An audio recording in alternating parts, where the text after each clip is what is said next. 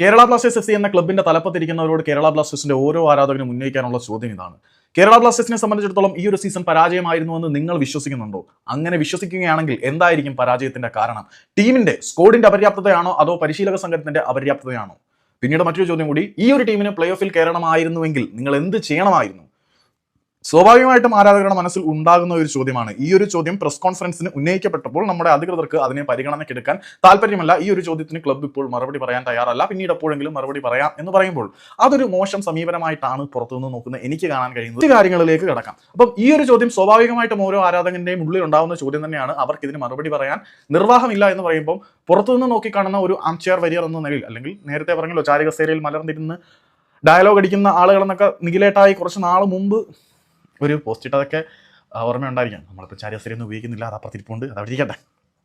അപ്പം ഇങ്ങനെ ഒരു ചോദ്യം വന്നു കഴിഞ്ഞാൽ നമ്മളെ സംബന്ധിച്ചിടത്തോളം ഒരു മറുപടി അങ്ങനെ തന്നെയാണ്. ഇപ്പം സീസൺ ആയിരുന്നു കോച്ചിങ് സ്റ്റാഫിൻ്റെയും താരങ്ങളുടെയും ഭാഗത്തു നിന്ന് വീഴ്ചയുണ്ട് എന്ന് പറയാൻ പറ്റത്തില്ല. കോച്ചിങ് സ്റ്റാഫും അപര്യാപ്തമായിരുന്നു, സ്കോഡും അപര്യാപ്തമായിരുന്നു.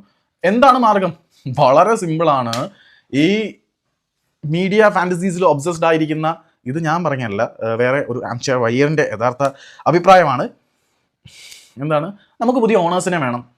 ചില കാര്യങ്ങളിലേക്ക് ഒബ്സസ്ഡ് ആയിരിക്കുന്ന തലപ്പത്തിരിക്കുന്ന ആളുകൾ മാറണം. ഇത് മാറിയാൽ തന്നെ നമ്മളുടെ ടീം രക്ഷപ്പെടും എന്ന കാര്യത്തിൽ യാതൊരു സംശയമില്ല. ഇനി പറയാൻ വന്നൊരു കാര്യം എന്താണെന്ന് വെച്ചാൽ, ഈ പ്രസ് കോൺഫറൻസിന് ചോദിക്കുന്ന ചോദ്യങ്ങൾക്ക് പിന്നീട് സൗകര്യമുള്ളപ്പോൾ മറുപടി പറയാവുന്ന പരിപാടിയാണെങ്കിൽ പ്രസ് കോൺഫറൻസിന് പകരം നമ്മുടെ ഈ അഖിലേട്ടായി, അല്ലെങ്കിൽ സുഖിലേട്ടായി, അല്ലെങ്കിൽ എന്തോ ഏട്ടായി, സോറി ഞാൻ ഈ പേരൊന്നും പറയുന്നില്ല ആരുടെയും, നമ്മുടെ ക്ലബിൻ്റെ തലപ്പത്തിരിക്കുന്ന ആളുകൾക്കും പിന്നെ CEO, അങ്ങനെ കുറേ ആളുകളുണ്ടല്ലോ, ഈ മീഡിയയിൽക്ക് എന്ത് പറയേണ്ടി വരും എന്നൊക്കെ ചിന്തിക്കുന്ന കുറച്ച് ആളുകളുണ്ടല്ലോ. ചാറ്റർജി അണ്ണനായാലും അഖിലണ്ണനായാലും കരോളിസണ്ണനായാലും ഇവരൊക്കെ പരസ്പരം ഒരു സ്റ്റേജ് സെറ്റ് ചെയ്തിട്ട് അവർ തന്നെ അങ്ങോട്ടും ഇങ്ങോട്ടൊക്കെ ചോദ്യങ്ങൾ ചോദിക്കുന്നതായിരിക്കും നല്ലത്. എന്നിട്ട് നമുക്ക് വേണ്ട ഉത്തരങ്ങൾ നമ്മൾ അതിനകത്ത് ഊഹിച്ചെടുക്കേണ്ട അവസ്ഥയിലേക്ക് എത്തിയാൽ കൊള്ളായിരുന്നു. എന്തിനിങ്ങനെ പ്രഹസനങ്ങൾ നടത്തുന്നു?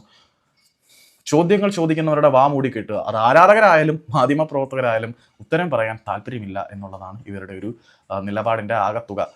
ഇതിനകത്ത് ആർക്കെങ്കിലും വേദന തോന്നിയിട്ടുണ്ടെങ്കിൽ I owe you an apology. കാരണം ഞാൻ ആരെയും വ്യക്തിപരമായിട്ട് ആക്ഷേപിക്കാൻ ഉദ്ദേശിച്ച് ചെയ്ത സാധനമല്ല ഇത് തികച്ചും സാങ്കല്പികം മാത്രമാണ് എന്നൊരു അപ്പോളജീസ് നോട്ടും കൂടി ഞാൻ വെക്കുന്നുണ്ട്. എൻ്റെ ഇമാജിനേഷനിൽ നിന്ന് വന്ന സാധനങ്ങളാണ് ഇതെന്ന് കരുതുന്നതായിരിക്കും കുറച്ചുകൂടി നല്ലത്.